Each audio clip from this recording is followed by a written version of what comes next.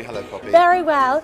So what's your first memory of going to the theatre? Well, I've got parents who are actors, so I went when I was very, very young, and I remember sort of watching Mum go into this sort of weird world of heat and lights, just walking through what looked like a kind of, you know, a bit of cardboard almost, this flat bit of scenery. The door opened and suddenly there was this world the other side, and just being entranced by the kind of threadbare magic of it all.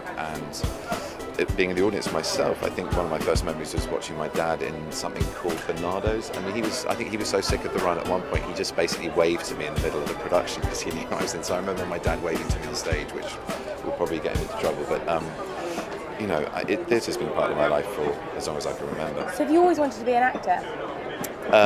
Yeah, I toyed with other things, but pretty much, yeah. And do you get nervous before you go on stage? Or Yes, I do. I do, Poppy. Do you get nervous doing this?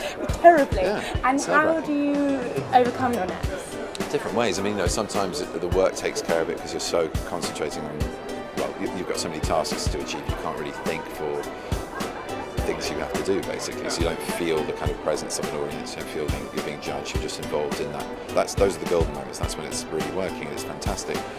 Yeah, to deal with them normally, I mean, it depends. You have to eat at a certain time of day to deal with that. You have to, I mean, you know, take a deep breath. Meditation's good. Just focus on it and remember that you've made a compact with your director and your actors and you're all in it together. And that helps a lot when you know you're not alone. That's true. Not so easy if you're doing a monologue or something like Crap's Last Tape. That's hard. I've done that once. I did that play, in fact, and it was terrifying because you are completely on your own. I can imagine. What's the worst things that ever happened to you on stage? I've been pretty fortunate, I have to say. I mean, there's been a few scenery disasters or, you know, stage machinery stopping, grinding to a halt. We must have had that in Frankenstein once or twice, I seem to remember. But, you know, the worst thing for me, theatre-wise, is when I've lost my voice, and I had that on Frankenstein. That's horrible, because you know, the audience that gets your last performance before you have to go, I can't, I need a rest. You just feel you've cheated them, and then when you're at home, you feel awful. You feel like a failure. It's horrible. You pick yourself up and you do it again.